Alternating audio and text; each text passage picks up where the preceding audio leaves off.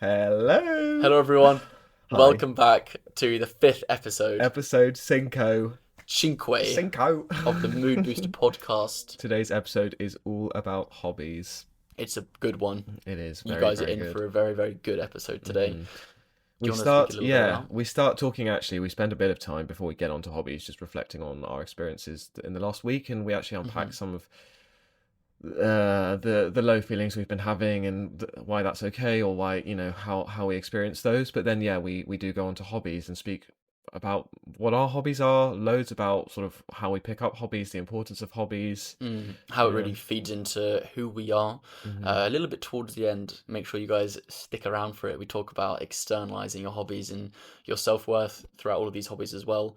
It's really what it does for us in our passions, our lives, how we balance hobbies. Expression. Exactly that. The expression of hobbies through our adult life. You challenge me, and we speak about, actually that it's okay to be bad at things, and that we should maybe be patient with being bad at things. And it is something that, I'm working on, but it's something that is potentially why we don't necessarily pick up hobbies, because when we have to go through the being bad at them to begin with. But yeah, it's a really, really fun episode, and lots unpacked. Exactly that. We also speak a little bit on how to find a new hobby if you feel like you're missing out on that part in your life, is not having that sort of thing. So which a lot of us are. Exactly that. Anyway, we hope Stay you tuned. enjoy. Thank you very much. And have a good episode. See you guys later. Bye. Bye.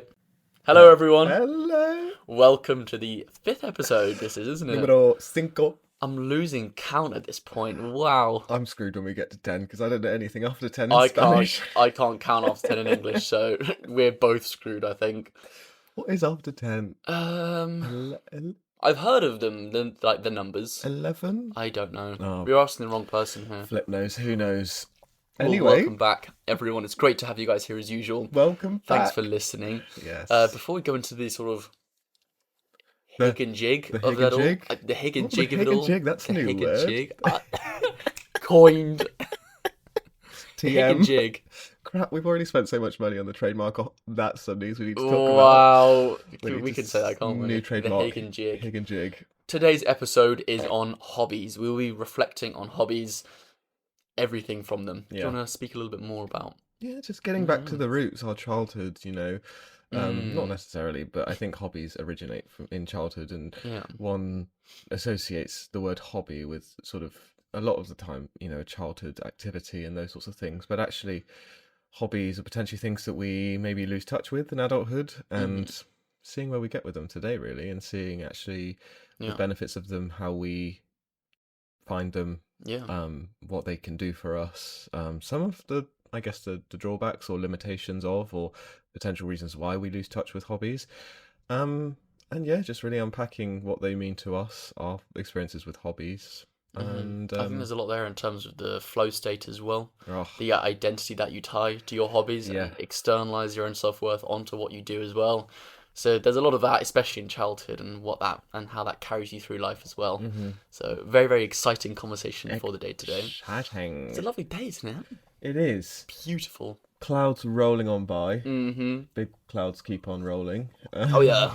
Proud Mary. All the way. Oh yes. And they're rolling. They're rolling. Oh, is this a reference? Rolling along the river.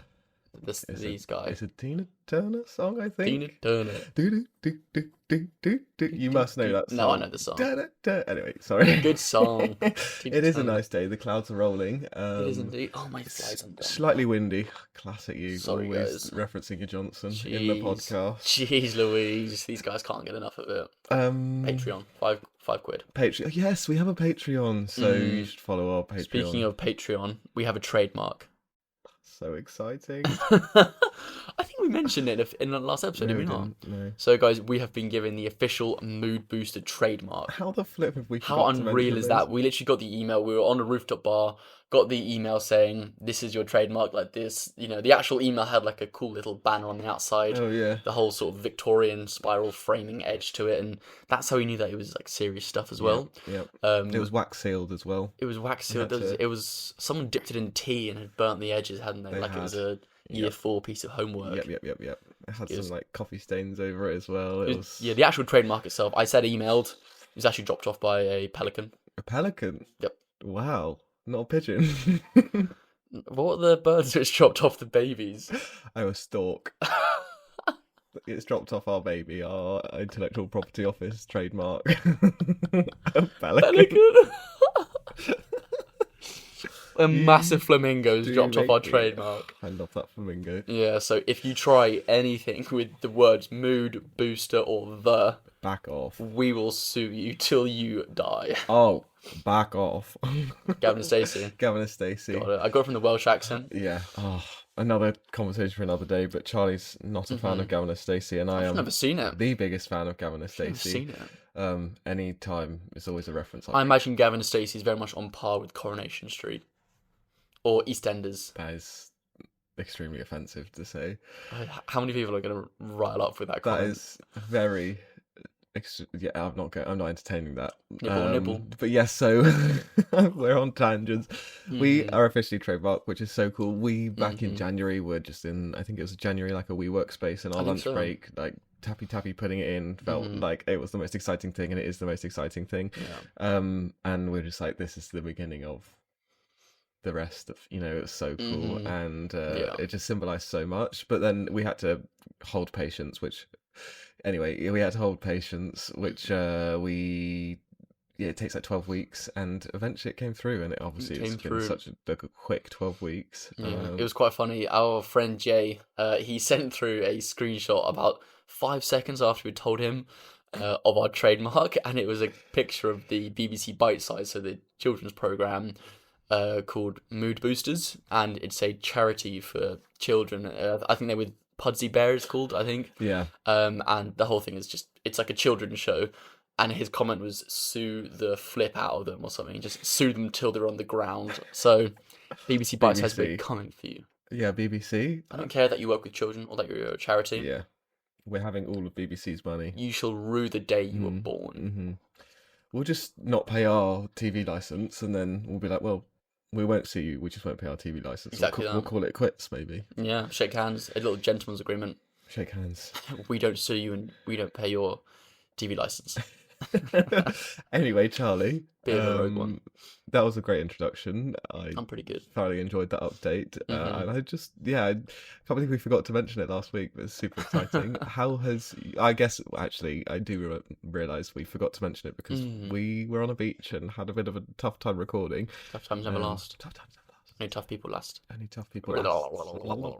How has your week been? My week. One of the biggest achievements, I think, in a long while was this weekend. I'm not sure if I've mentioned it, but I quite like the ocean. Quite passionate about it. Me and a friend at my work, Seb, we set to do a charity fundraising event for a marine conservation charity called the Blue Marine Foundation about 4 months ago. I set a goal of about £2,000. And the challenge was the Nine Edges Walk. This was a 23-mile hike in the Peak District. We set this massive itinerary, this date, and then we had some goals in order to raise some money. And on Saturday was the walk. It was the 23-mile hike. Unbelievably difficult walk, I think. I mean, nothing compared to the marathon, but treacherous conditions. Still treacherous conditions, very, very sunny, very, very... Didn't know if we'd make it. Overall, a fantastic day. Overall, about 7 of us were there, I think, including yourself. I was there, by the way, guys. Is that the right usage, yourself? I know in traitors they don't do it right. Yourself. Yourself, Frankie. Yourself, Frankie. Regardless. Yourself, Ellen. Regardless. Regardless. What was I even saying, man? The charity fundraiser. It went well, and there were 7 of us, including me, myself. Yourself. So we've raised about 2.5k so far, I think. So we've exceeded our target, which is huge. Did the walk on Saturday. It was a fulfilling day, I think. I was extremely proud of everyone who turned up. A lot of people there were struggling, just in terms of their feet, their ankles. But still, people pushed through, managed to get the walk done. And the fact that it was for a great, great cause, which personally resonates a lot with me. I just absolutely loved. So Saturday was a very fulfilling day, very, very proud moment for me. And then Sunday, we had a very, very fun day doing something. Doing some filming, weren't we? Yeah, we did have a exciting fun day. Things coming. Yeah. So overall, the weekend for me was, I'd say, great. It's always good to get out of London. And I think you said, and I very much agree with you, is London's feeling a little bit stale at some points. especially with all the adventures that were going on, all these micro adventures. So to keep going away on these little weekends here and there, even though it's not far, it's amazing that we have the ability to do that. I'm super, super grateful that we get to sort of travel. My word, I'm hungry. Sorry, Was that your that's my stomach? stomach. I heard that in Wow. my headphones. I was like, where is that Did you noise coming actually? from? Did people hear it? Did you hear his stomach? Guys, I'm sorry if I'm rumbling. So Please, anyway, sir, one more. my week's been pretty good. Yesterday I was saying to you, it was a little bit grey when I woke up, and I think I just knew it was gonna be one of those days which was a little bit more flat. I think with all these achievements which go on, I'm bound to run into these days where I don't have these big achievements, and it's very much the little wins, which actually carry me through. And I think because the weather was worse on this day than it has been in weeks, I think I just woke up and knew that this was going to be a day of more admin as well. But the nice thing about that was that from knowing that this day didn't have to be grand or that it was okay for this day to be more flat, that actually helped me through yesterday as well. I wasn't through it, judging myself or spiraling with these thoughts of, oh, I'm not feeling good. Why am I not feeling good? I'm doing so much. Like I wasn't spiraling with them. I was very much able in the moment to be like, you're not feeling amazing. You're feeling a little bit flat. That's completely normal. You've been on these highs recently. These days are bound to happen. Just see it through. And I think just knowing that and not judging myself for feeling that, like what we're speaking about, was really able to actually carry me through as well. Yeah, for sure. So that's been my week a little bit. Can I just ask? No. When you mentioned it to me yesterday, I think on 2 occasions, and then again just now, you attributed feeling low with, I knew yesterday was going to be an admin day. What? I guess it's a very specific thing to just notice, but now having said it 3 times, what do you mean by it being an admin day and why that might be a low? So when I mean an admin day, I think I'm just referencing the idea of that day, just at least from the plan of what I have for that day to happen.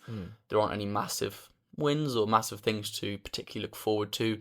There's the wake up, go to work, do some editing in the evening. Just much more of a normal day, much more of a normal day. There's not a big win like driving to the lakes in the evening or the Peak District, sorry, in the evening, or in the morning before work, going to do an outdoor calisthenics workout. Now, these are things I very much can do and do regularly, or get coffee in the sun. These are things that I'm like, this is cool. I'm really, really looking forward to that. Yesterday, just there weren't those things scheduled. And so I think knowing that I woke up, combined with it being a bit more of a gloomy day, I was like, okay, there's not a massive amount to actually put my excitement into. But it meant that I searched for happiness in the smaller wins, like even a coffee or a good lunch that I made, or at least a walk at lunch, So these little things, these little small wins, I knew were going to sort of carry my day before I'd even started. So I think when I use the phrase admin day, very much is the fact that I'm not holding high expectations, being like, why am I not feeling an ecstatic elation, all these things, because I knew I wasn't sort of set up for that anyway for that day. So I wasn't going to judge myself for it. Yeah. If that makes sense. Yeah, that does make sense. It's just funny, because both of us felt the same yesterday. I think I very much more quickly woke up and was like, this is straight away how I'm feeling. I don't know whether it took you a while to sort of get there in the morning, because you were kind of like, oh, I hope you're okay. Like, didn't, whatever.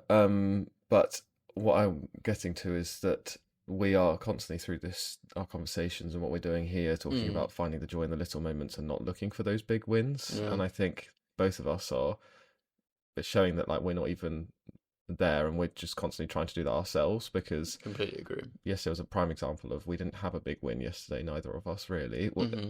If you were looking sort of comparatively to going to the peaks or going to calisthenics, there was no like high objectively, or very normal day. relatively, like no high, sorry, it was just a normal day, and it called into question for both of us, or challenged both of us to actually sit with that and be like, okay, this is just a normal day, how do you handle it? Because actually, it's not the highs, and we can't rely on those highs in life to feel carry us through. But I fully resonated with that and felt low yesterday as well. Woke up just a bit sad. I don't know. Any reason you think? Just like work. I've got some work pressures in my head at the moment, which a lot of them are like self-inflicted, but also some physical deadlines as well, or like tangible deadlines, sorry. But then like in my own mind about sort of performance and whether I'm doing enough and all those sorts of things, which is not fun to go through or sit with. And then just nothing to worry about, but also like had a doctor's appointment for something that I don't know the answers to yet, so just like also nervous about that. But I think just like you, I think on the base of it, those are sorts of things that if I had something else like driving to the peaks or whatever, some big thing, I wouldn't really mind, because I'd be excited and happy or whatever, because I had this big high to look forward to. Whereas when you're on a baseline day like I was yesterday, or an admin day if we're calling it, those things that are maybe worries or pressures sort of sit with you or sit with me more, because I don't have a distraction maybe, or I don't have whatever that other thing is to hold on to. And I guess that's what I was facing yesterday, and probably still I'm facing a little bit today. Like, I'm in a really good mood. Obviously every time I'm here I'm in a good mood, but Frick yeah, brother. I'm still just thinking about those things. How do you think you could be kinder to yourself when you don't have these big highs to sort of latch onto? As you've just said, a lot of what we speak about here is we don't always have these highs in life. It's about the everyday finding happiness. Let me restructure my question. Do you feel like you're kind to yourself on these days when you don't have these big highs to sort of cling on to? Let me ask, first. I think I'm a lot kinder to myself than I perhaps was, even a matter of months ago. Okay, good. I try not to catastrophize them and know that it's okay, and just because I'm feeling in this state right now, it doesn't necessarily define my being or my overall state. It's just, we fluctuate in emotions and feelings and states of being, and as such, there are going to be days when you feel low or not as high, I guess, as those other days. And I try and just acknowledge that, and like I say, not catastrophize it, and be okay with, yes, this isn't like a lovely feeling, and I don't enjoy this, but also I shouldn't sort of run away from it or make myself, add rational thinking or cognition to this and be, start to, I don't want to use the colloquial word, I don't want to deep it too much. No, you can say it, because I don't need to necessarily always deep it too much. Yes, if that was like a continued state or whatever, and there were real triggers going on, then yes, I could do, and I could work through that. But I think a day like yesterday was just a meh day, and I just sat with that. I was still productive. I still was working all day. Kept my head down, kept busy, but also just acknowledged, and very much in another way, speaking to it. Instantly spoke about it in the morning. So good. Yeah, and then you spoke about it in the evening as well. Do you judge yourself for having those meh days? I think I get in my own head about feeling like I feel them more often than not, but I don't actually think I do. I think just when I'm in those days, I do still deep it a little bit and be like, I must be like such a Debbie Downer or whatever the word is, because I'm always like anxious or whatever. But I actually don't think I am. If I were to be objective about it, I don't think that it's more common than not. I don't know if you would agree, but yeah, I wouldn't. But that was also what I was trying to get onto. Is from my question was, do you think you're kind to yourself in these days when you're having these meh days? Was when you're in that day, do you feel like you're kind to yourself? Are you like on one side of the fence? Oh, this is just a day. It's fine. It will pass soon. It's fine. I'm feeling this. Or when you're in that moment, are you sitting there saying, why am I having a down day? Why am I not through this? Why am I not, beating yourself up for judging or feeling this way? Sorry. Maybe you have gotten better. I've only known you for about just under a year now. I think you have as well, but I wouldn't say you're a Debbie Downer at all. I think that's very much your own sort of judgments onto your own self. Which is my go-to knee-jerk reaction, is to be like, God, I feel like this all the time. I must be such a not bore, but what's the word? Like a downer to be around or whatever. But I actually, if I were to add logic and reasoned thinking to that, I know that that's not the case.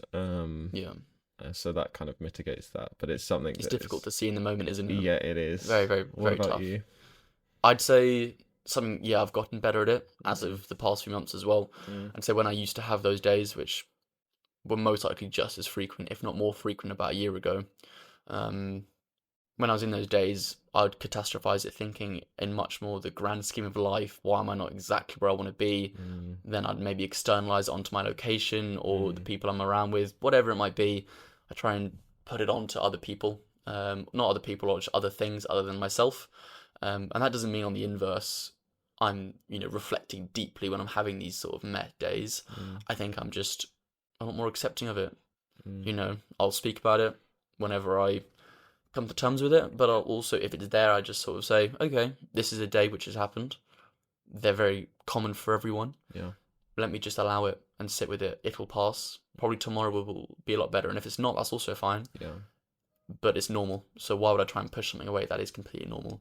And I think that accepting and just being able to sit with it very, very normally is what's allowed it actually to feel better. Yeah. Which is quite nice. I don't know the answer to this. I'm not a clinician.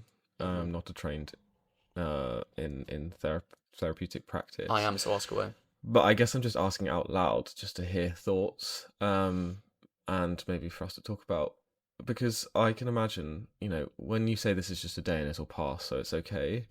What if you felt like that for a week? How many days in a row, or how long do you feel those feelings before you're like, I don't know.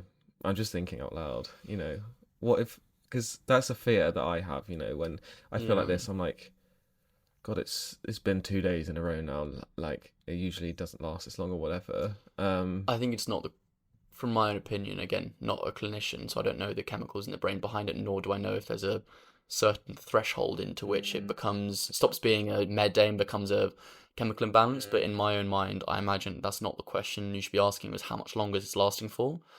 Instead, it's because that is inherently, I think, judging yourself for feeling it, which is exactly what I think maybe perpetuates it.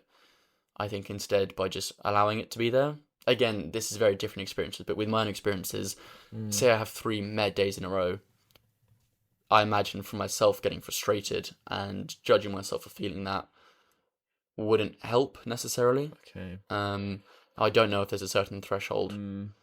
Yeah, I don't know, but I don't know why I thought that, but it's kind of yeah, because we often say this too shall pass, but also maybe worth acknowledging that it doesn't always for everyone. And actually, I don't know what ever. Well, I know like clinical thresholds for certain mental diagnoses, I believe is different per diagnosis and per diagnostic criteria, but a lot of them are like it's pervasive and has been enduring for like 6 months or more, at least 6 months. See, at that point, that's different, I think. Yeah, we're not here talking about diagnoses or hobbies, yeah, depression and things, but it's still maybe just worth acknowledging that actually we say this will pass, but actually, like, well, how long is this going to last for? And because I know what I've had in the past where it's been like 4 days, I'm like, this isn't shaking, and then I start to then get a bit paranoid about it, like, when am I gonna? Do you think the paranoia in itself from it not being shaken is perpetuating that exact feeling? I don't think so. Okay. Maybe a tiny bit. I think obviously the paranoia is then an adversity in itself, but the paranoia is coming from like a real feeling that's there. Yeah. But anyway, it's an interesting one. It is interesting. Do you feel like judging yourself that way is a hobby of yours? Jesus Christ.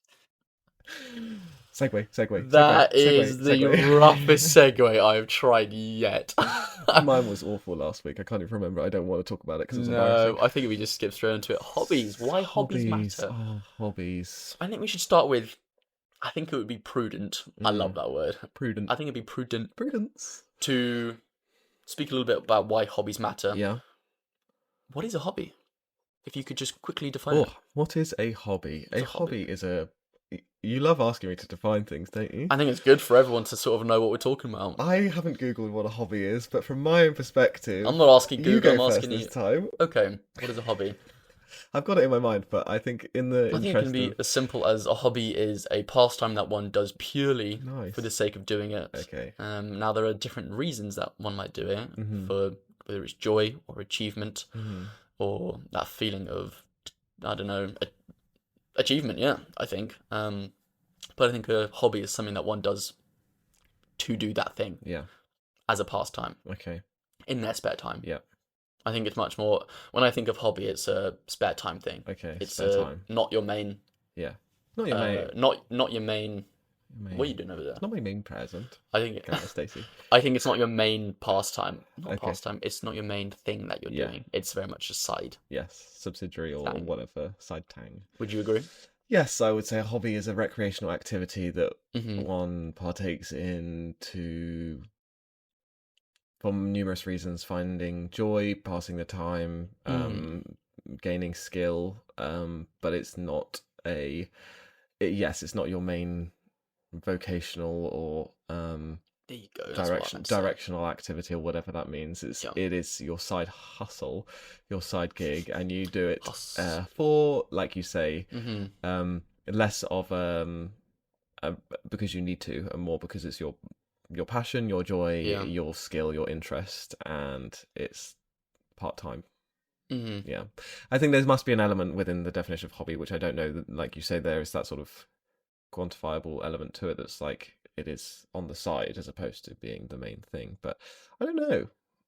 I think I think that also feeds into how labeled we are as humans nowadays with our what we do throughout our whole days, whether it's your career or your side times or your side purposes, whatever it is.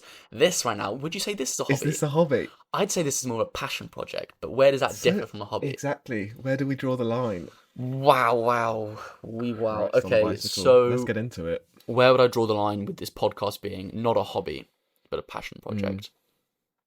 I think, well, I guess also people see hobbies to be something that and again, I don't necessarily know if I agree with this or whether this is what people actually see or just my own interpretation, but hobbies to be more of like it's fulfilling you internally, and there's not like these external outcomes from it or whatever, and it kind of can be seen as sort of if you didn't do it, nothing would necessarily change. You're not doing it for the sake of the external factors. Yeah, like you're not making money from it. You're not sort of is money the line where you draw it? Profound impact in I don't know. I really don't know. Let's say for like a musician, someone who's been playing piano from a young age, unbelievably good, starts to do concerts and then starts to tour the world. Yeah. At what point does it stop becoming a hobby and start becoming is it when they start earning from it? Yeah. Is that the... No, I don't think so, because my friend Claudia makes candles and sells them. That's cool. And I think that's a hobby.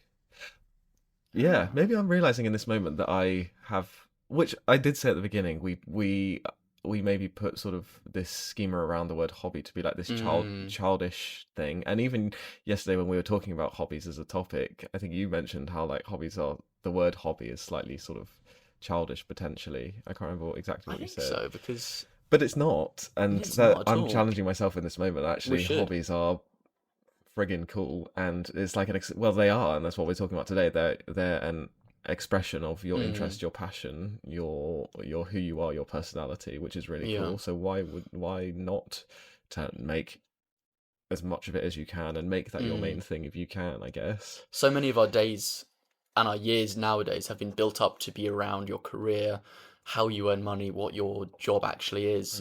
But stripping all that away, I think the hobbies a person has kind of makes that person who they maybe are more. And I know we want to speak more on externalizing your own identity onto your hobbies and what can happen if you then lose that hobby to your own self-worth. That's later on. But I think, if you speak to someone, if you're even on like a first date, you want to ask like, what do you do in your spare time? What do you love? Because essentially what people actually love doing, not for money, but to fulfill their own self. That's, I think, what makes a lot of a person. That's what burns the passion inside. Burns the fire, keeps the fire burning. It's always like either fun fact, if you're like in a group or in like a group meeting or whatever, or getting to know each other, the leader's always like, oh, what's a fun fact, or what's your hobby, or whatever. Do you know what I mean? And everyone like absolutely craps their pants because everyone's like, I don't have a hobby. And that's something, again, I think is important to think about as adults, and what we'll get onto. It's like finding time, losing those childhood forms of expression and losing those childhood passions potentially. I think a lot more often people, when you speak to them about their hobbies as well, you can see brighten up when they speak of what they do as compared to their jobs. A lot of it, like, I think it's a very realistic thing that a lot of people don't do their jobs because they love it, but more because they feel like they need to. And I think that's completely normal in this day and age. Now, there's obviously the ideal to strive for, which is where you're doing what you do for work because you purely love it, and that's great. Maybe not realistic for a lot of people. So when you speak to them about what do you do in your spare time, I think that's often where you can find that spark of joy in people, and that's actually what I think connects us all. Yeah, definitely. So why do hobbies matter to you? Why do hobbies matter? Or in your opinion, why do they matter? I think often they're a space for creativity instead of consumption. I know for myself. Thank Nice. you very much. That's such a good point. Can I give you a like a little dap? I Thank did you. not. It makes so Yeah. much sense, but I hadn't thought of that Yeah, beforehand. yeah, I'm good. Go on. You interrupted me there. Expand upon that. So, from myself at least, I found the amount of joy I've gotten from creating instead of consuming is second to none. The feeling that is so intrinsically within myself from when I'm genuinely creating, whether that's even something as simple as learning a song on guitar, journaling for a little bit.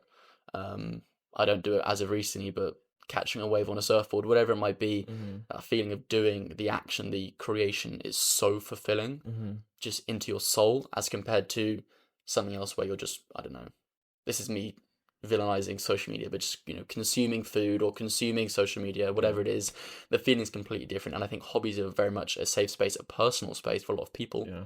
A lot of different people have different things or different ways that they create, but I think hobbies are actually a very safe space for people to create and have that feeling, that flow state, which we can speak on, of creation. Now, whether that's playing piano, knitting, painting, singing, whatever it is, I think the expression of art or creativity in human life is a beautiful thing. Yeah. I think it's what makes humans humans. It isn't what we do for our jobs, it's what we do to make us us. Yeah. And I think hobbies are a fantastic expression of that. That's so cool. In our busy lives, which is work. Couldn't have said it better myself. Very cool. You couldn't.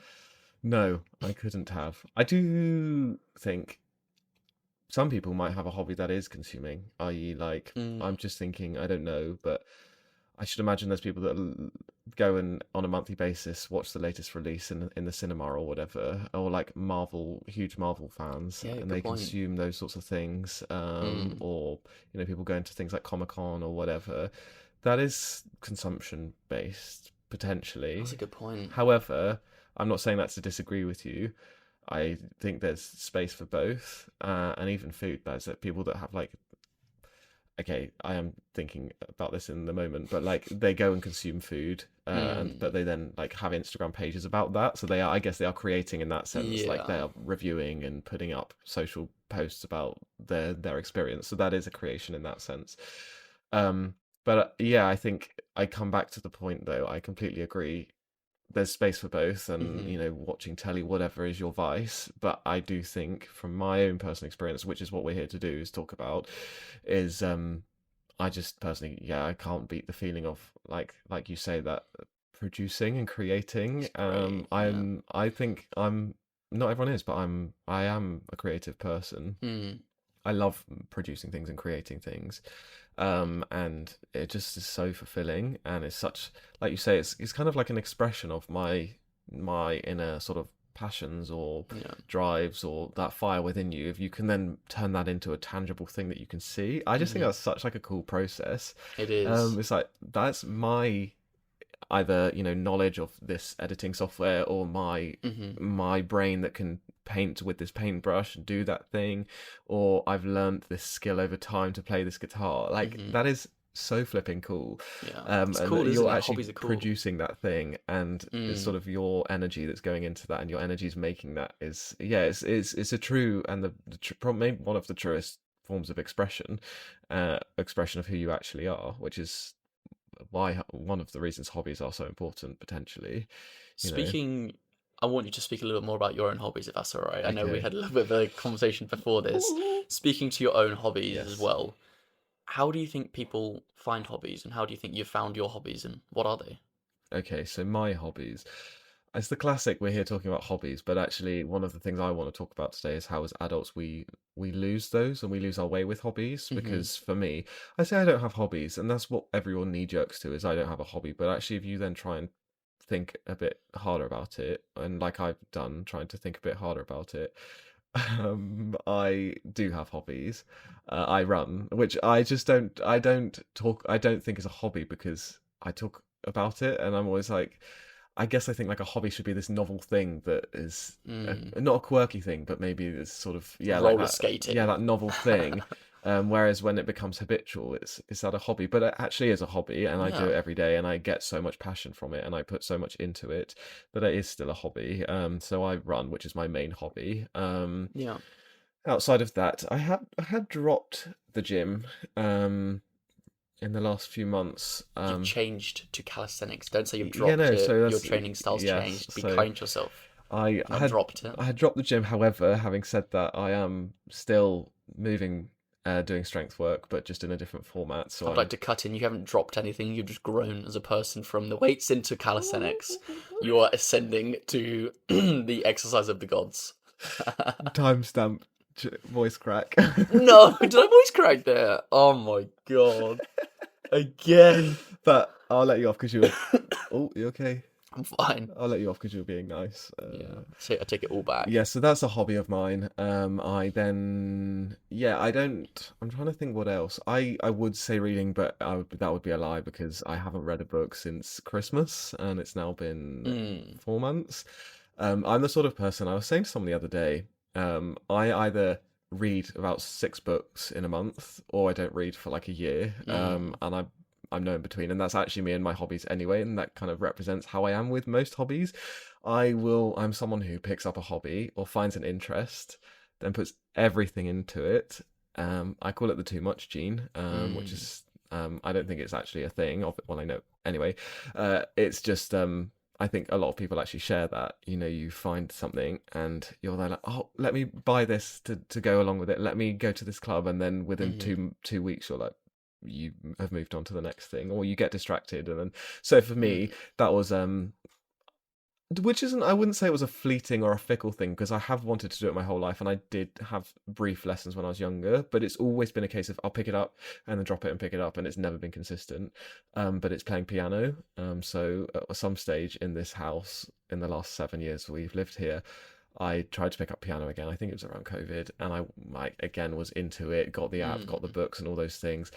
Then within like 2 weeks, went on Facebook Marketplace, and I wanted the best one. So, and again, instead of being like, oh, just see how you get on with it, don't invest all the money, I just wanted the best one immediately. So then found this weighted keyboard, so that felt like, proper ivory keys, but it obviously wasn't. It's just a weighted keyboard.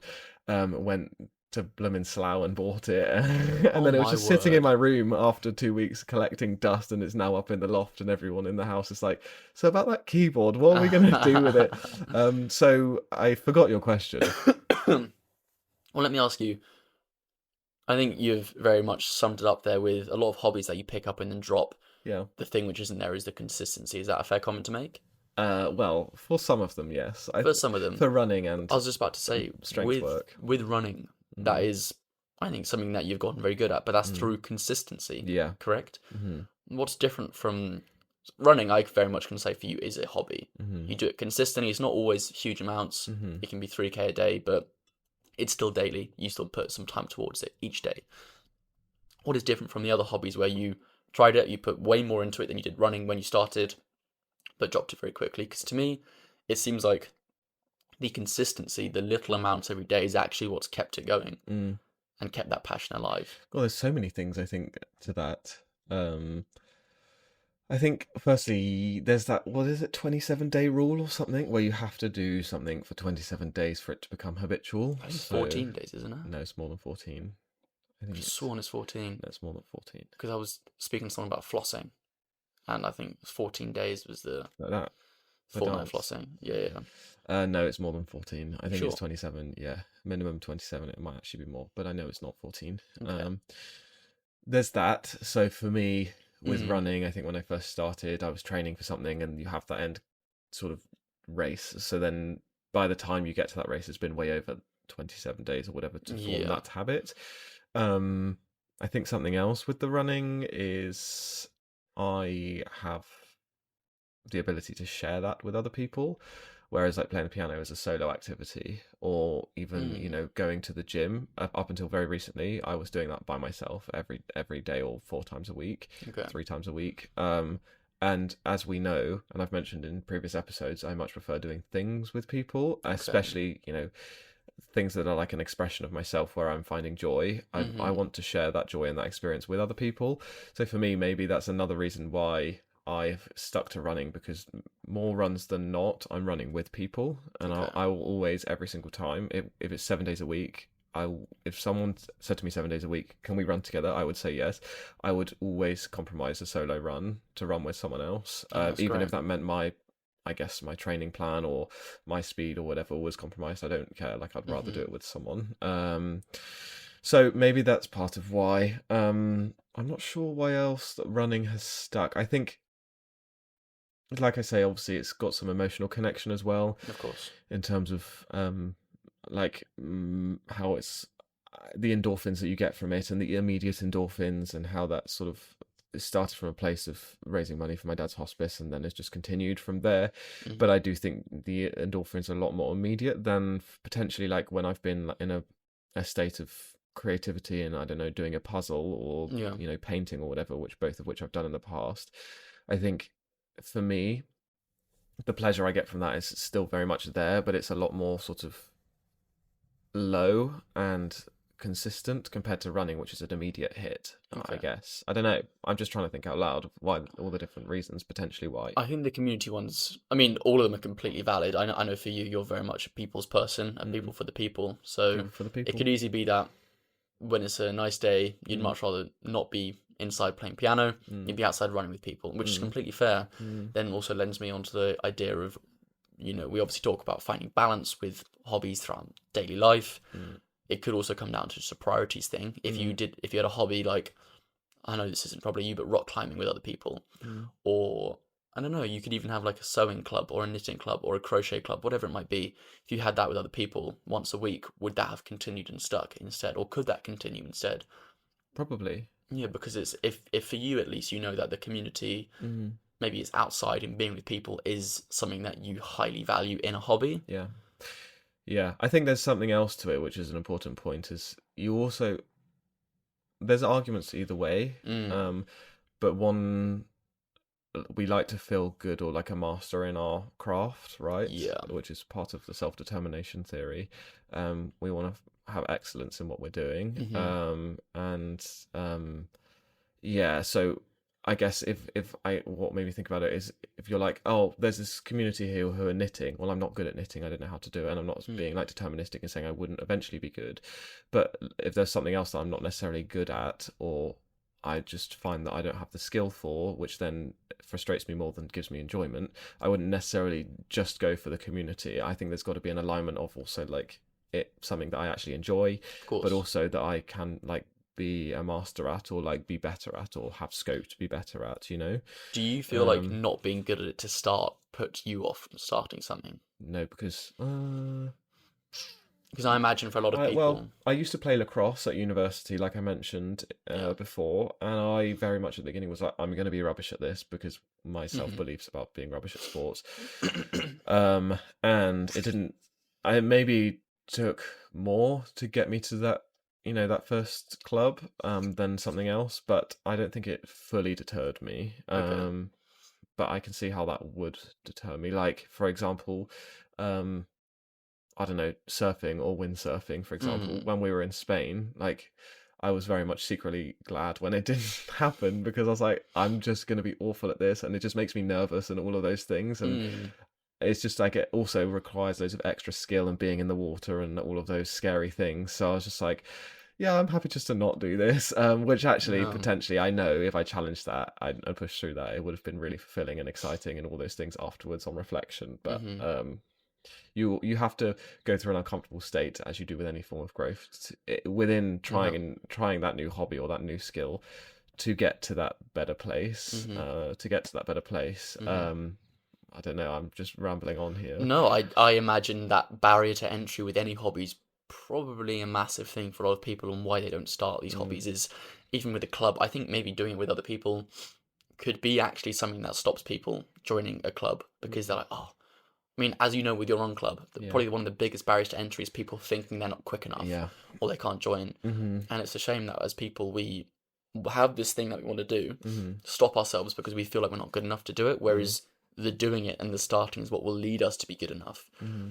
I think everyone, when they start something, is bad. Mm-hmm. And maybe it's why other people, when they can sit at home and play piano, when it's not with other people, they can do it consistently because they can grow in the shadows, and then when they show other people, they're really good. Mm-hmm. But everyone to start goes through that period of being bad at something, at sucking at something.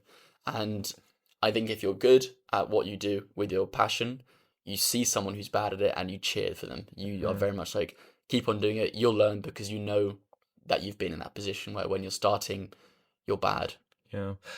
I think you've also just made me realize another reason why I potentially haven't stuck to piano is because I'm too impatient to be bad for so long. That's it. Yeah, that's definitely it. But like, I just want to be Mozart.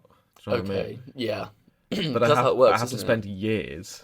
Whereas running, arguably, like obviously, I'm not negating how hard it is because I started running myself at some stage, so I remember how hard it is. But in some ways, requires a lot less, Mm, even like you know, skill, yeah. whether that's neuromotor, whatever cognition, whatever skill is we're talking about when Mm, we're talking about learning a new hobby like playing piano. Running might require less of that, whereas piano is like yeah. I've got to sit here and play this C key over and over again, and then Hmm. do the blooming whatever that I can't remember the song, but you know the song that all the beginning piano players learn. Hot cross buns. Yeah, or Hot cross buns. tune, Hot cross tune, buns. tune, Ding a ling a ling tune, ling. Hot tune, cross tune. buns. Nts, nts, nts. Yeah, so Patience is a virtue for hobbies, isn't it? patience is another thing which is very good. I'm aware of two things. I mentioned self-determination theory, and we haven't really unpacked what that actually means. But Yeah. also, I have spoken a lot about my hobbies or lack thereof, or my journey, Mm. and I want you I was interested in to hearing more share about yours. it. No, and I Yeah, appreciate yeah. that, but I also want to hear about yours. But I think firstly, if we just mention the self-determination theory, and we'll Please, probably yes. come back to it. Yeah, So yeah. the self-determination theory is something that is again probably aligned with a humanist perspective of psychology, that we are humans that have needs and we want to meet this space or this area of self-actualization within ourselves, where we've met all of our needs and therefore have sort of harmony, and the self-determination theory fits within that. And there's basically three broad premises that we want to sort of reach, or areas that we want to reach in our lives, which are autonomy, so like having agency and power of your life and feeling in control of your life. Competence, so competence is things like I said, the mastery, so feeling like you know what you're doing but you're skilled at that and you're good at what you're doing, and we want to have that mastery and that competence in our lives. And then relatedness, which is the community side of it, and we want to feel related to one another and to other people and have those connections there. So there's those three elements, which are relatedness, autonomy, and competence, that we all sort of strive for in our lives. And I do think hobbies very much can fit within all of those. Like Mm-hmm. the autonomy is like we're choosing this passion, we're following along this. Yes, I have to go to work every day 9 to 5, but outside of that, I very much want to craft my own sort of identity or my own enjoyment, Mm-hmm. and therefore I'm going to do this hobby and enjoy that hobby, and I'm choosing to do that. There's the competence very much fits in, right? We want to feel good at something. We want our passion to be something that we can do well and feel like we're succeeding at and being good at. And I think Mm-hmm. like there is room, and we should challenge that. We shouldn't always have to be good at something to be able to enjoy it. Completely. But yeah, and then the relatedness is like obviously, like I've mentioned, I'm huge on that one. It's like finding potentially a hobby because it brings you together with people, and that's something that people in cities like London in their 20s, Mm. it's hard to make friends in these situations when you're working 9 to 5 or whatever, and people overtly say, "Oh, I've come to this run club to make friends," and That's there's why that. I joined. Yeah, it's that Yeah, relatedness, right? Yeah, you literally said exactly that. that. So there is that, and I think that theory sort of calls all of these things into the conversation. And yeah, I do think we should probably talk more or think about the competence one and the mastery one, because I'm so bad for that. If I'm bad Mm-hmm. at something, like I said, when I was younger, I wasn't good at sports, so I was like, I'm Mm-hmm. not doing it. I'm rubbish. Yeah. Should I challenge that and allow myself to be? I just think it's frustrating. If I'm not good at something, I get annoyed, and then it just that takes the enjoyment away, because I'm like, I'm seeing other people be good at this, or Yeah. I could be better at this, and I'm not. So I'm not enjoying that being bad at something. I'm not enjoying being actively bad at something. I think that's very much a mindset thing. I mean, you're not the most patient of people, as we know. That has a lot of pros. One of the cons being that you don't have this patience with yourself to see someone and then say, "Oh, that could be me," and I'm going to keep on putting in work. I think it's very much a mindset, perspective. Growth. When you see someone who's objectively good at a hobby, which you're trying to be better at, you have two paths, I believe, to go down. Path A, you say, "Why am I not like that person yet? This is ridiculous. I want to be better." Option B is seeing it more as like this isn't me trying to dog on you, by the way, and just say like, your mindset's wrong, but you could very much flip it and say, that's very inspiring. If I keep on doing what I'm going to do, I know I will be like that. And it's very much, I know with your impatience, it comes with it so much achievement because of what you put a lot of time into things which you care about, and then you become very, very good at them. But again, with some hobbies, like whether it's piano, it takes years to master. And unless you have that patience day in and day out to consistently get better at, and have that mindset shift to say, I'm going to be inspired by others, not be annoyed at myself that I'm not there yet. It could also very much, the previous or the former mindset could still feed into that impatience, could lead to you putting more and more time daily as well. So I think there's a balance there with your mindset. Yeah, and I'm very much trying to move. I probably there's room for both, but I am trying to be more in that sort of growth mindset, which is the latter, and seeing that as inspiration, which is a prime example when we went to that calisthenics class in London Field a few weeks ago. I was with all of these absolute machines, all with their tops off. It's a very intense place.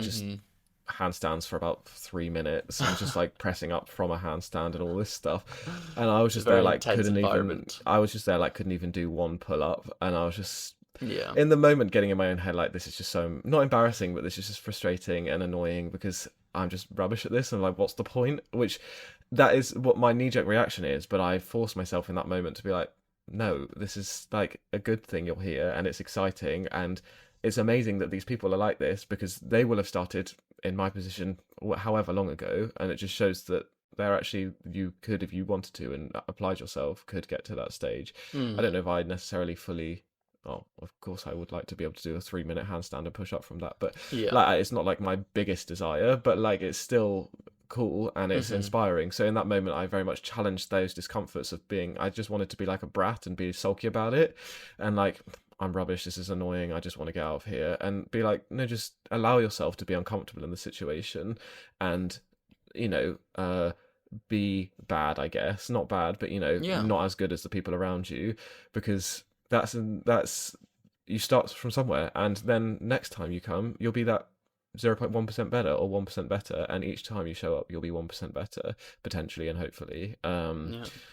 So yeah, I was challenging that, and it has, I've still been, I didn't go back to the class, but I've still been doing bars on my own or with you. Exactly and doing that, did it yesterday while running, want to do it again today. So, I am trying to shift towards that mindset, but I do just maintain, and maybe this is just a me experience, but I don't think it is just a me experience. I get frustrated in that moment when I'm not good, and I'm like, why would I do something that I'm not good at? It's just frustrating, and it doesn't, because for me, the mastery is so important of like bringing me that joy and that pride of like feeling like I'm doing something well. It's interesting for me, that's not what hobbies are about. It isn't about the mastery or the final goal of mastering it. That's a very nice feeling, especially if you're playing guitar and you get to the point where you can play the song fluently. That's a very, very fulfilling feeling, I think. But even whether it's calisthenics or guitar or even surfing, I think it's the action of trying, which for me brings me that joy. Again, there are things like community, being outdoors, being in the sun, being around people who are very like-minded, which is actually what's bringing me joy. Sure, a 3-minute handstand and everyone will be like, whoa, that's cool. And I think that would be quite a nice feeling as well. But it's interesting for me, the hobbies, or at least with that, for me, the mastery is not nearly as important. It's the environment I put myself into when I'm doing that hobby. And also something that I think we want to speak on is the flow state, which my mind enters when I'm doing a hobby as well. Is how I feel when I'm doing this hobby, where I can switch off from all the external pressures of life, especially as you've just said with London, with our 9 till 5s. It's so noisy and it's so busy. I think the peace that a hobby that you genuinely do for the sake of doing it, not for the end goal, at least for myself, the doing is what brings me that peace and that tranquility And I think that could easily be reading or crocheting or whatever it might be. You see people have these things which gives them this sort of solace through everyday life. What do you think about a hobby gets you into that sort of flow state of sort of losing track of time and being so immersed in that pleasure and that joy that you're sort of, within at one with that hobby as opposed to... Gets me into that flow state. Yeah. I think whilst I wasn't talking about mastery, I think it might actually be just, even if it's 0.01% better, I think it's seeing how one improves or seeing how I improve. So let's just say guitar.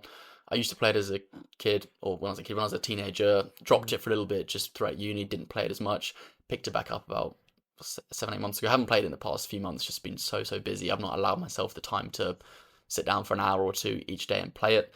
But when I picked it back up, the actual feeling of being able to play a little bit of a song, watch a YouTube video, and then play it back. It takes 5-6 attempts to try and get that.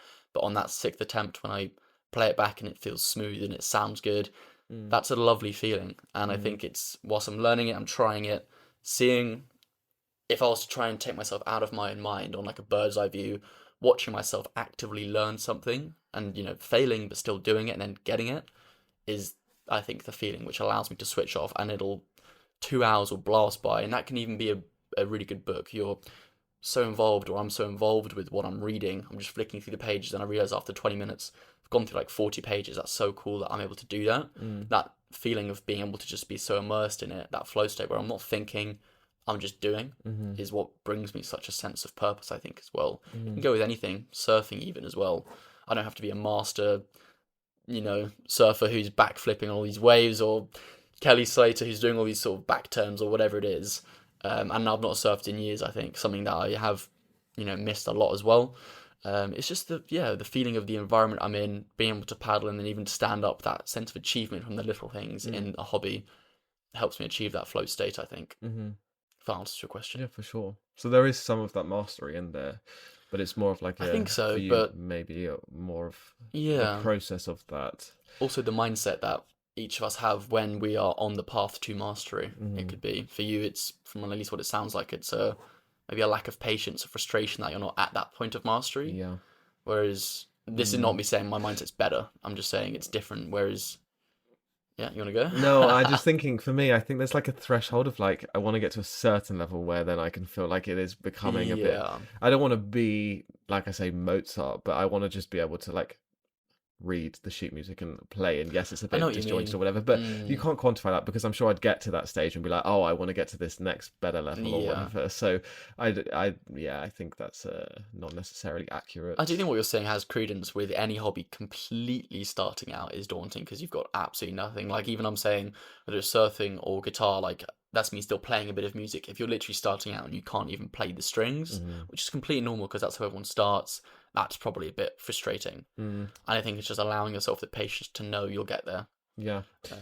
What I guess is what question was I thinking? Is kind of, what do we think like are the variables that mean that we know we like this hobby versus we're not bothered about this hobby? Or is it just that we have potential to like all of them, but we just don't try them? Or like, for example, crochet. In my mind, I'm like, I don't know that I'll ever do crocheting because it's just not something that interests me. But actually, is that being closed-minded? Like, if I tried it, would I enjoy it? I don't know. What are the variables that could lead into whether one knows they'll enjoy it or not? Yeah. I suppose it's... I don't know.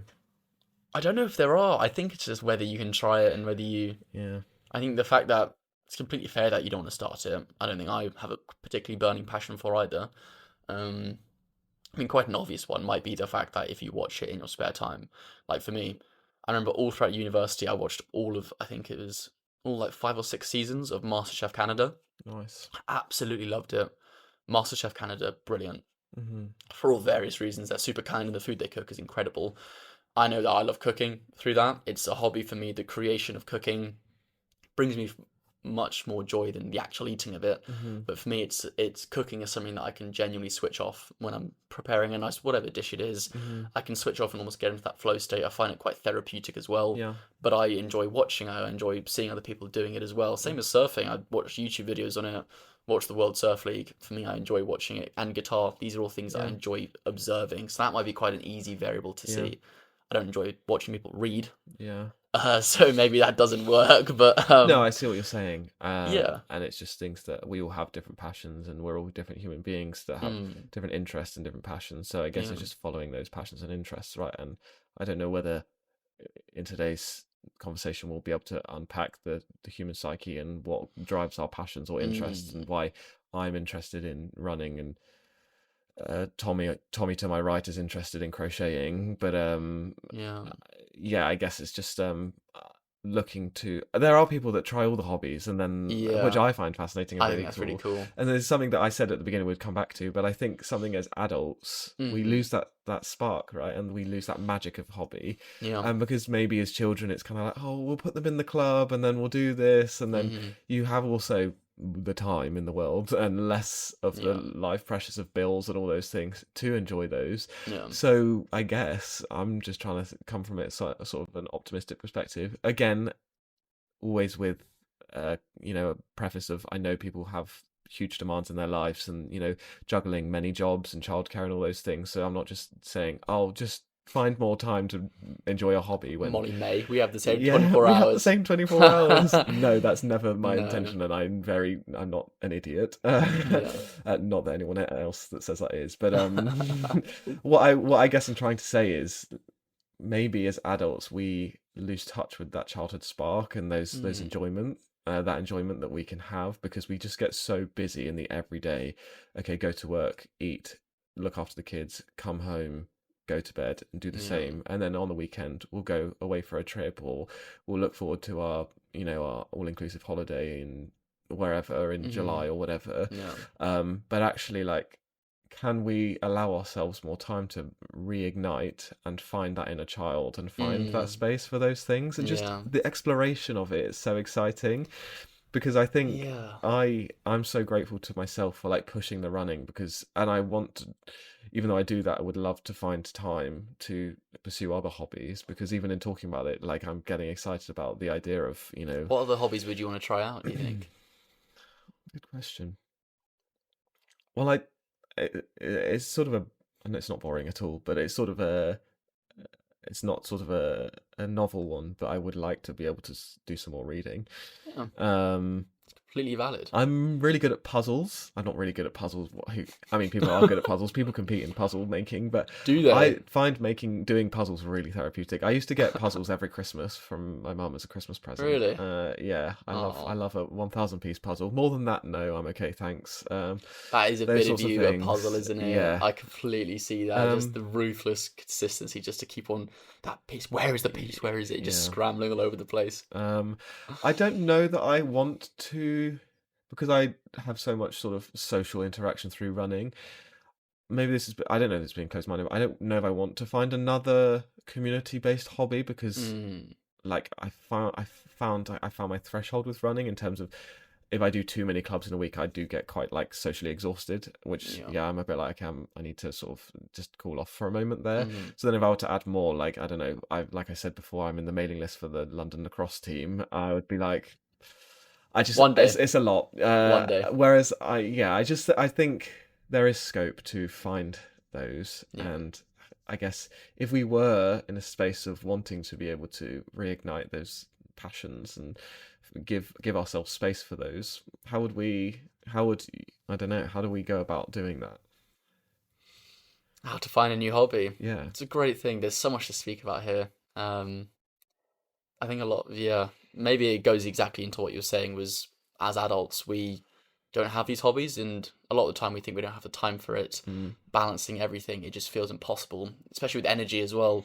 Something I just want to quickly rack your brain about as well is energy-wise. I think a lot of times people often say, oh, I don't have time to do it, I don't have the energy to do it. Do you think doing a hobby you enjoy gives you energy or takes away from it? Sitting down for half an hour to play an instrument instead of That's a relaxing? hard one. I would say probably it does.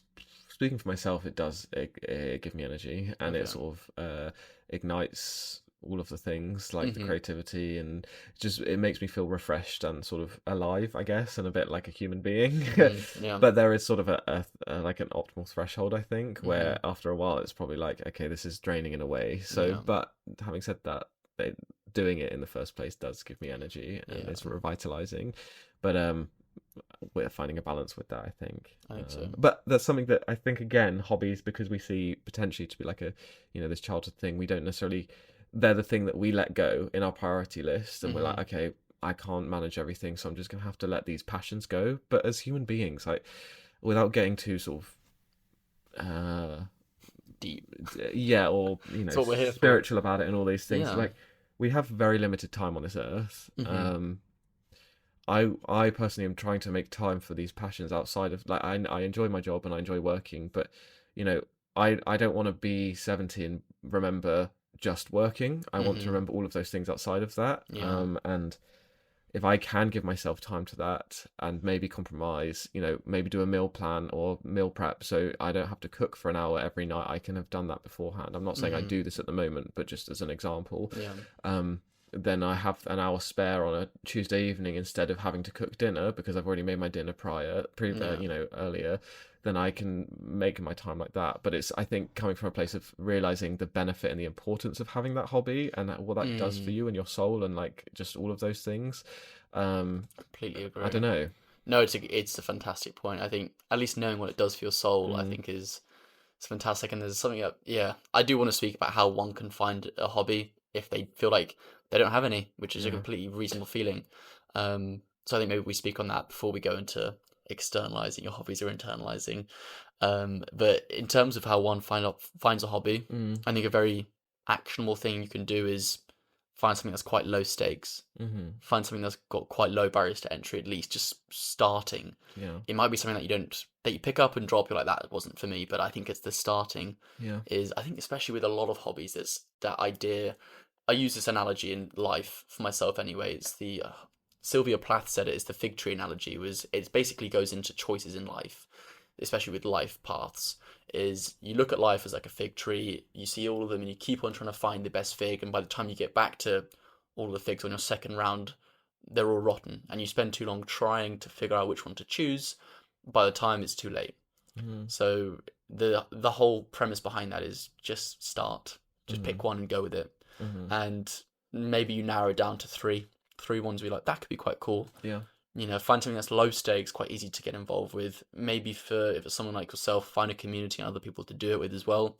So let's just say it's something active like football. Go into the park and see what you can do with it. You might be absolutely terrible. Maybe you want to do it in your own garden if you don't even be seen by the people, but maybe go with a friend to a park and do it in stead. Yeah. I think it's these little tiny little steps that you can take, Mm-hmm. trying to carve out some time, even if it's 5 minutes, and just see if you like it. Yeah, I think there's also some motivational stuff in there, as well as the sort of not just waiting for the right time, the right scenario, Mm, is also in lowering the stakes. It helps with the motivation because even like yeah. from like a running perspective, speaking to my experience, if I'm like, oh, I need to go out for a 21-kilometer run today, hmm I won't do it. Whereas if I just even if it's just a psychological tactic that gets me to do it and then I end up running further, hmm it's worked. Just lower and it's the same with goal setting, right? Set them to be reasonable and not Yeah. people do New Year's resolutions and they have these big goals.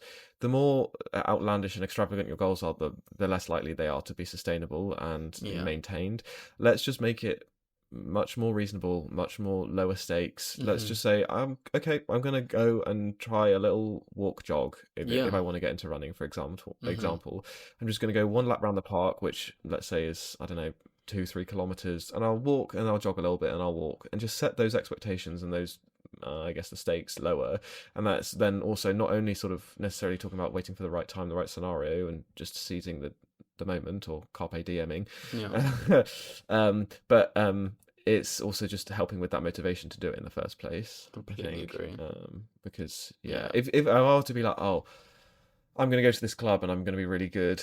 That's just it's not reasonable. It's not Mm. feasible, and it's not going to happen. So I'm setting myself up to fail. You're also, I think, with that mindset, searching for the skill rather than the joy in the skill. Yeah, And it's that joy which will inevitably lead to, I think, the hobby being something yeah. that you can stick with as hmm well. And also, I guess what I just said is allowing Yeah. yourself to be bad at it as well, which I'm very Yes. much need to take on board. Which I am because, like I said, at Good. calisthenics, I was allowing myself to be bad at it. Well, not bad, but And you're improving, yeah. right? But I think that's when starting a hobby or trying to allow yourself space to do a hobby is Hmm. actually like your default knee jerk reaction, like mine is, to be like, oh, I'm not enjoying this because I'm bad. But actually, can I challenge that? And would I be enjoying it if I were better? And therefore, could I give myself more time and patience to get better at Hmm. it? Yeah. Yeah. So I guess that's another way that's actually important to think about, getting into that hobby in the first place, I right? think it could easily be something as Uh, simple as looking at your interests or hobbies which you had as a child mm, and sort of searching for those ones. Now, a lot of this is maybe especially if you're older, and your hobbies were very much they're very much sport based. So mm, whether it's riding horses or gymnastics, and you're now 70 and you're like, okay, I can't do that. That's completely fair. But it's just remembering what burned your passion as a child, and mm, maybe trying to find that again in some sort of form, whether it's even a club talking about horse riding. That mm, still could be the community element. If you're not at the stage where you can do these extravagant sports, like I know for myself, something that I'm wanting to get back into, but don't feel like I can as of right now for a hobby at least is more of a high octane hobby, whether that's kite surfing or paragliding, something a bit more extreme. I feel like I'd love that, and I'm at the age where that's something I really want to lean into. So very much on the path to try and find that, and that's quite an extreme hobby to go for as well. yeah. But when I'm older, I know I won't be able to do that. So as and when I'm older, it could easily be just going to a club which talks about it. So there's Yeah. little things that you can do to remember those Yeah. those things which burnt that fire hmm or kept that fire alive to try and find a smaller Yeah. hobby. Nice. That's how I think I'd find a hobby. Yeah. I think that's Hmm. some good elements of covered there, Yeah. right? Um, it's I think it's just allowing yourself that grace and that Yeah. time. And I think with everything in life is being intentional. Like we've got to carve the days turn into weeks and the weeks turn into months. Hmm. And before we know it, it's been like 3 years and I've not touched that piano. It's like I've got to be intentional and It's a then game of choices. and allow myself that space and that time and that dedicated time to be like, okay, I'm Mm. gonna meal prep here so I can give myself time to do this Yeah. or whatever. Hmm. Yeah. Completely agree. So, So, are we talking mood boosts? wow, there's so much more we could speak on, I but I think know we should, you yeah, did mention about internalizing and yeah, externalizing I think hobbies. because I do want to touch on it quickly. Yeah, for sure. Just it does interest me a lot is the idea of when you lose a hobby which you had a lot of your self Oh worth my to. god, it's so important. I think for me, it's something that I have, there's so much there. Is if you, for myself at least, when I've put a lot of who I think I am, my being, who I should be in life, onto the things I do and the hobbies that I have. If those hobbies stop for whatever reason, it could be injury related, or Mm, I change location where that's not possible anymore. What does that do to my self worth? yeah, It just identity. identity. It just completely takes the floor from under me. Mm, And I think it's something to deal with is that loss of self identity. yeah. It's a tricky one. It is, and I think as human beings, we have to have we try to put tangible meaning to our identity, Mm, and understanding of ourselves, and that comes with like also the self determination, right? We want to know who we are and know who we are in the context of our space, our life, the people around us, the relatedness, all of those things. hmm. So identity is often based on our career, our family, and our hobbies, those sorts of things. Hmm. I'm not saying that's correct, and maybe that's something that needs challenging in itself, but that is the current situation Yeah. that a lot of people find themselves in. So then when so much of your identity is like I'm a runner, like so much of my Yeah. week is running, my run club, everything that's come from that. If I were to touch wood, it's not going to happen, but if I were to get injured tomorrow and not be able to run for a year, and someone said, okay, in a year's time you can start running again, but for a whole year you'll not be able to run, I know that my identity as that would be called into question. And maybe Mm, that's on me, and I need to find sort of more of my own self within more of my identity within myself and hmm. who I am. But I don't know that that's incorrect to do because it's an expression of my passion. It's an expression of Exactly. who I am. That is true. So I think it's just a byproduct of hobbies, and having those passions is what we then attach to our identity. And I don't think that's necessarily a bad thing. I'm not sure. I think it's a great sentence you said. Hobbies are an expression of who you are. So I think leaning on these hobbies to be these sort of, avenues of expression where you can say, this is who I am, this is what I enjoy. Again, whether it's a reader, a writer, a poet, whatever it might be. Again, very much if these things were to stop, how much it calls into question about who you are. It can be very damaging from what I know for myself and other people I've spoken to as well. But I don't think it's the most terrible thing to say, I'm a surfer, I'm this. I think you could, at least for myself, knowing what I've been through, when I drop that hobby and I lose that sort of part of my identity or myself, I'm not losing myself at all. I'm just losing what I thought was me. You could say, I am Marcus. I enjoy running. I do run here and there, but are you a runner? I don't know the answer to this, and I'm just thinking out loud. But when you're, let's say, like when you're 70, or you're being remembered as, this is what Charlie was like, and not anyone can be, but anyone can play the guitar, anyone can be a runner. Does that say much about who you are? Like, it shows that you had a passion and you followed a passion. But I don't know, like, is it better to be remembered for your qualities and your expression as... I think it calls into... I don't know. I think it calls into question a bigger picture is, should we even try to be remembered as people? Is that something that we should strive for?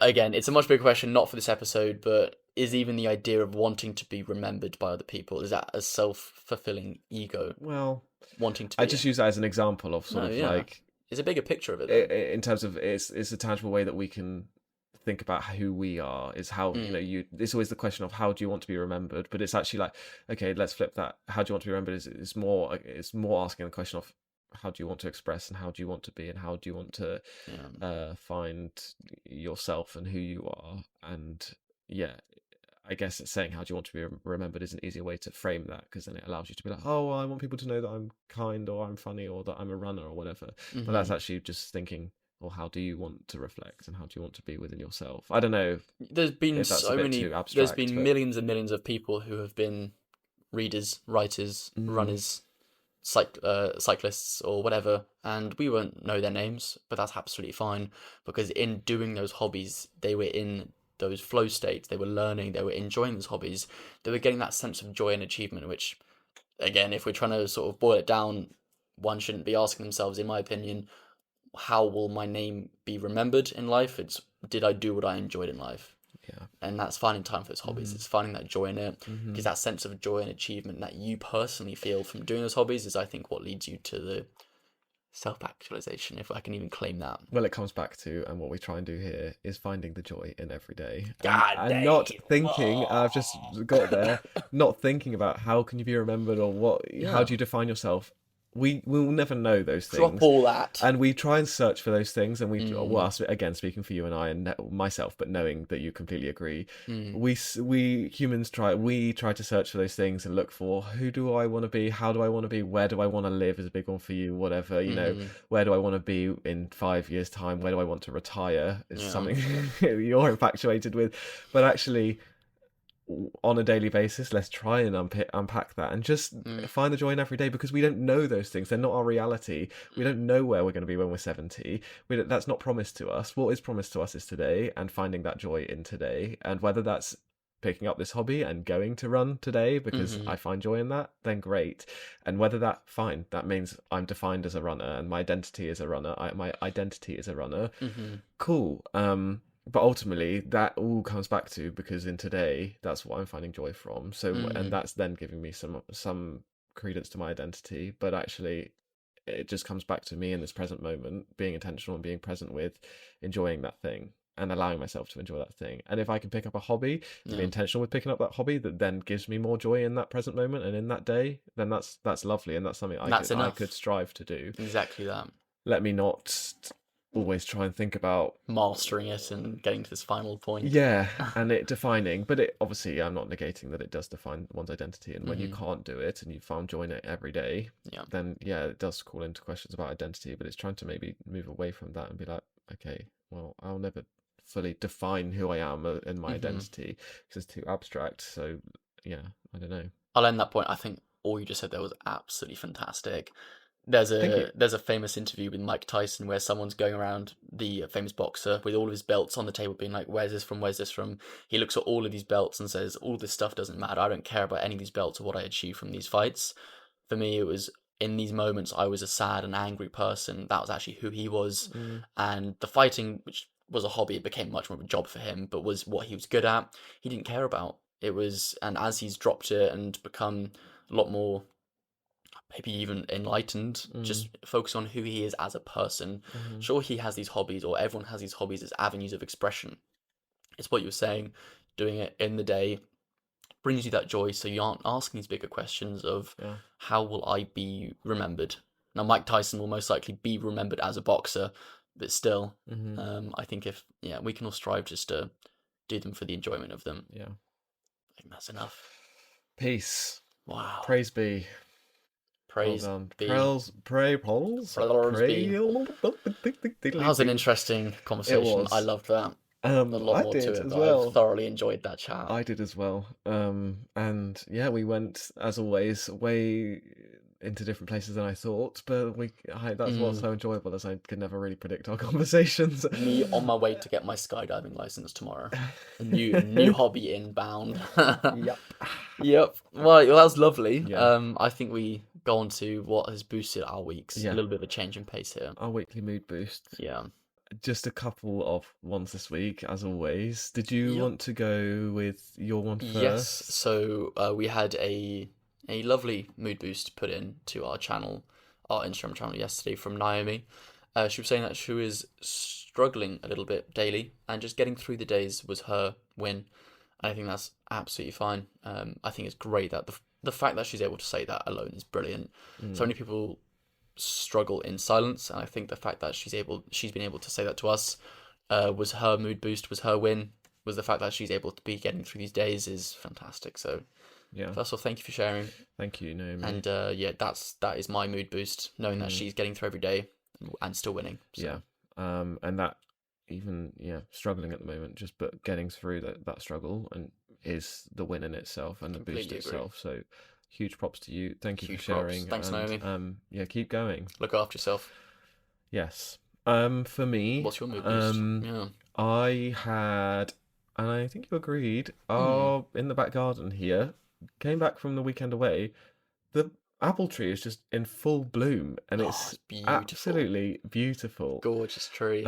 So was putting out the laundry on Monday morning. I just looked up, I was like, what the flip? Where's all of this blossom come from? And it's so beautiful. It's like Japan, isn't it? Yeah, oh my god, it's so nice. So I just thought it was a lovely little it's just beautiful to look at. Completely agree. So yeah, and then that tree also then, well, actually we won't live here by then, but that tree then turns into and makes apples, so we can make apple crumble, but we'll have to come and steal the apples. Rob the apples. I think that's a lovely mood boost. It's tiny, but it's appreciating nature. Thank you. Thank you. Those are our mood boosts. Praise be. Praise be. Praise be. Thank you for a lovely conversation, Marcus. This has been wonderful. It was beautiful. This has started my day off to a... My word. You take this one. I can't keep on voice break. It was just for me. It was how last week's episode you said your voice has never cracked in an episode. I didn't think it had it? Yes. Oh. And here we are again. I'm not safe ever. I'm not safe ever. I'm not safe. I'm not safe ever. That's Gertlush, that is. Right, my lovers. Well, anyway, thank you so much for thanks for joining us, guys. I hope you had a great episode. Did you have a great episode? I did indeed. Did you? Yeah, I did. Thank you very much. This is a great episode. I loved it so much. And I hope you all had a great episode as well. Wow. As well. I'm going to put off the microphone and you're going to do some Gertlush ASMR. I'm going to do some Gertlush ASMR. So basically, I am from Gloucestershire. So people who... See ya.